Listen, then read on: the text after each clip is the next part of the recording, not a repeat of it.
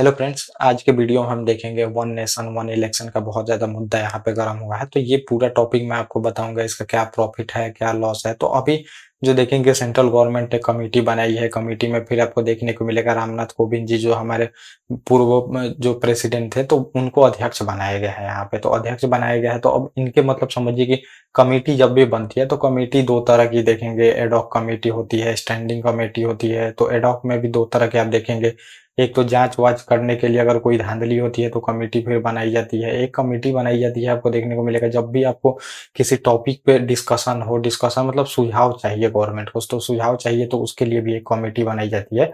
तो यही कमिटी अभी बनाई गई है और ये कमिटी क्या करती है, रिसर्च करती है, इसमें बहुत सारे एक्सपर्ट आते हैं, वो अपना-अपना सुझाव देते हैं उस एरिया से और फिर जाके एक ड्राफ्ट तैयार किया जाता है, मतलब उसको बिल बोलते हैं और बिल वो फिर इंट्रोड्यूस होती है, उसपे केंद्र सरकार जो संशोधन करना चाहेगी करके मतलब बिल पेश करती है, उसके बाद अमेंडमेंट होता है तो वो लॉ बन जाता है। तो यही अब समझिए कि कमिटी बनी है तो ये सुझाव देगी और सुझाव के बाद यहाँ पे बिल इंट्रोड्यूस होगा तो फिर लॉ बनाया जाएगा। तो वन नेशन वन इलेक्शन का यहाँ पे बात किया जा रहा है। तो वन नेशन वन इलेक्शन मतलब कि समझिए जो राज्य विधानसभा का चुनाव होता है, मतलब एमएलए का और जो एमपी होते हैं लोकसभा के, तो उनका चुनाव एक साथ कराने की यहाँ पे बात की जा रही है। तो ये पूरा टॉपिक होगा, इसके क्या क्या प्रॉफिट है, क्या लॉस है, ये पूरी तरह से मैं आपको बताऊँगा और ये मतलब समझिए कि कोई ऐसा नहीं है कि ये नया मुद्दा है, पहले भी एक साथ चुनाव होते थे। आप देखेंगे 1967 तक देखेंगे तो लोकसभा और राज्य जो विधानसभा स्टेट लेजिस्लेचर का चुनाव समझिए कि स्टेट असेंबली का जो चुनाव होता है, वो एक साथ ही होते थे। फिर बाद में धीरे-धीरे देखेंगे कि अलग-अलग होने लगे हैं। तो इसमें जो प्रॉफिट में ये बताया जाता है कि एक साथ जब भी चुनाव होगा तो इसमें गवर्नमेंट को ये फ़ायदा हो जाता है कि गवर्नमेंट देखेंगे हमेशा चुनाव में ही लगी रहती है। हमेशा आप देखेंगे एक स्टेट का चुनाव खत्म होता है तब तक दूसरे स्टेट में चुनाव आ जाता है।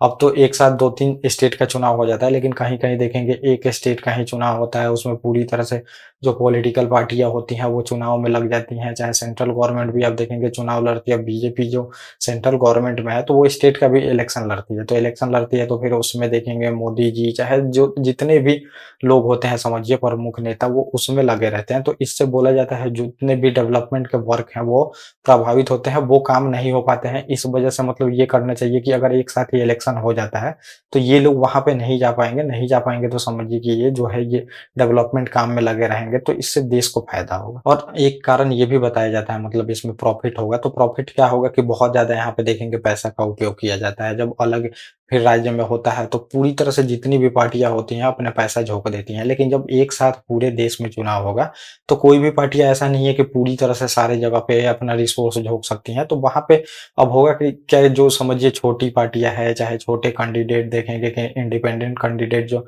निर्दलीय सदस्य खड़े होते हैं, वो भी कम्पीट कर सकते हैं यहाँ पे, ये बताया जाता है। तो कम जो पैसे का उपयोग हो पाएगा, अगर एक साथ इलेक्शन होता है तो उतना रिसोर्स कोई भी पार्टी नहीं झोंक सकती है।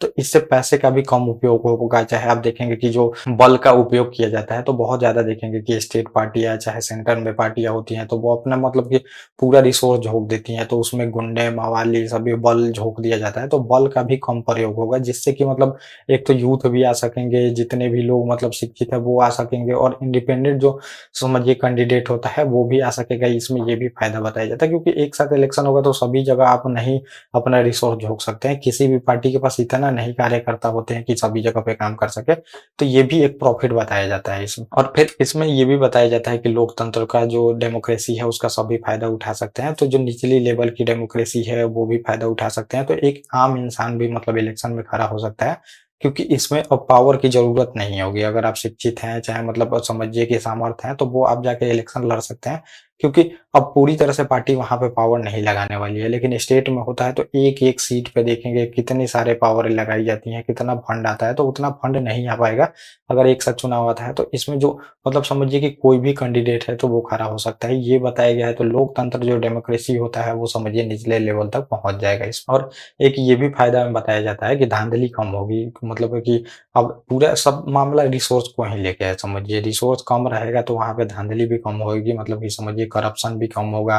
जो समझिए पॉलिटिकल पार्टी है जो सेंटर में रहती है वो प्रभावित भी करती है इलेक्शन को, वो भी नहीं कर पाएगी समझिए क्योंकि उसको लोकसभा भी लड़ना होगा, स्टेट में भी लड़ना होगा, तो अब दोनों जगह पे वो प्रभावित नहीं कर पाएँगी। छोटी जो पार्टियाँ हैं समझिए स्टेट की पार्टियाँ हैं वो अपना पूरी तरह से दम हम दिखा सकते हैं वहाँ पे और जीत के आ सकते हैं। लेकिन इसमें बहुत सारी देखेंगे कि इसमें चुनौतियाँ भी बताई जाती हैं इसको लेके, क्योंकि वन नेशन वन इलेक्शन बहुत ज़्यादा इसमें रिसोर्स लगने वाला है। तो इसमें ये बोला जाता है पहला नंबर कि बहुत ज़्यादा एक तो जनसंख्या है, तो ईवीएम मशीन की ज़रूरत भी हमें बहुत ज़्यादा होगी। तो अब जो ईवीएम मशीन रहता है आपको देखने को मिलेगा, एक स्टेट में इलेक्शन हो जाता है, फिर उसी ईवीएम मशीन का हम दूसरे स्टेट में भी उपयोग कर लेते हैं। तो यहाँ पे अब ईवीएम मशीन भी लाना होगा, और ईवीएम मशीन समझिए कि 3 इलेक्शन 15 साल तक ही काम कर पाती हैं, उसके बाद हमें ईवीएम मशीन को चेंज करना पड़ता है। तो ये अब बोला जा रहा है कि ईवीएम मशीन की भी बहुत ज़्यादा ज़रूरत होगी, जिसमें बहुत ज़्यादा पैसा खर्च होगा। तो ये एक मुद्दा आ रहा है, और पहला नंबर तो पॉपुलेशन ज़्यादा है, तो पॉपुलेशन ज़्यादा है तो समझिए बहुत ज़्यादा रिसोर्स लगने वाले हैं।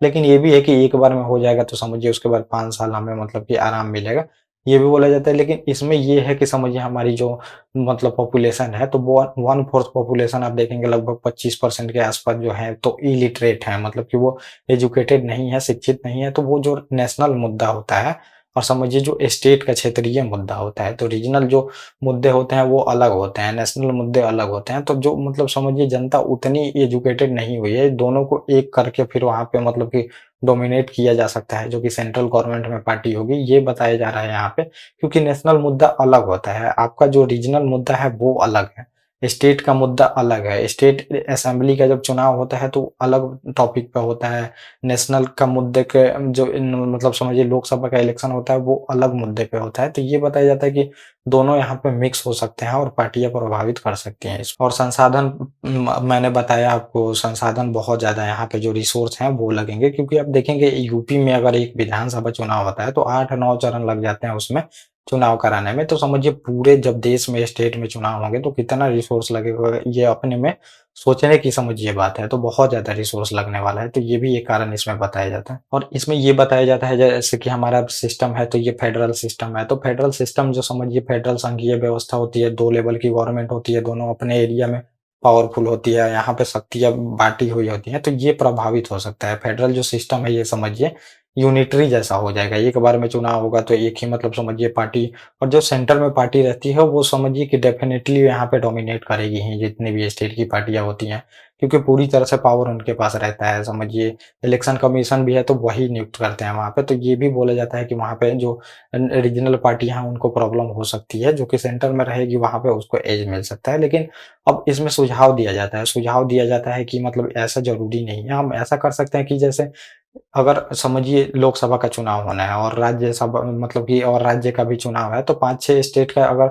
लोकसभा के साथ चुनाव पड़ता है तो उनको एक साथ करा दो, और फिर जब भी मतलब समझिए 6 महीना के अंतराल पे जिस भी स्टेट का चुनाव होना हो तो उनको रोक दो और एक साथ ही करा दो, 10-5 स्टेटों का एक बार में चुनाव करा दो।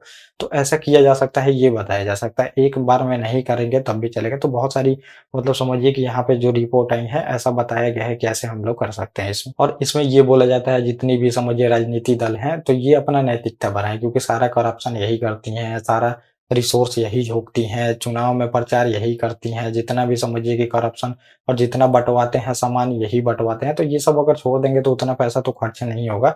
ये अपना जो एथिकल वैल्यू है ये बढ़ाएँ, और फिर यहाँ पे एक ये बोला जाता है समझिए कि चुनाव आयोग को और पावर दिया जाए ताकि ये सब चीज़ों को ये कंट्रोल कर सके, तो वन नेशन वन इलेक्शन का ज़रूरत ही नहीं पड़ेगा। तो ये मतलब कि पूरा टॉपिक है, तो ओवरऑल मैंने आपको बता दिया है, क्योंकि देखेंगे कि जब भी वन नेशन वन इलेक्शन, तो इसमें बोला जाता है कि एमसीसी जो मॉडल कोड ऑफ कंडक्ट है, तो ये हमेशा लगी रहती है। तो 2-3 महीना जो भी गवर्नमेंट रहती है, ये नया स्कीम वगैरह वहाँ पे प्रोवाइड नहीं कर सकती। नया स्कीम का मतलब कि उद्घाटन ये नहीं कर सकती है।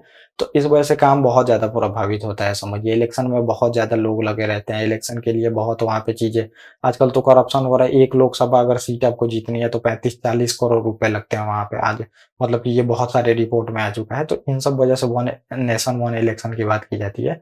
तो ये पूरा टॉपिक था, प्रॉफिट लॉस मैंने बता दिया। ओके गाइस, थैंक यू, और अब हम मिलेंगे अपने नेक्स्ट टॉपिक में।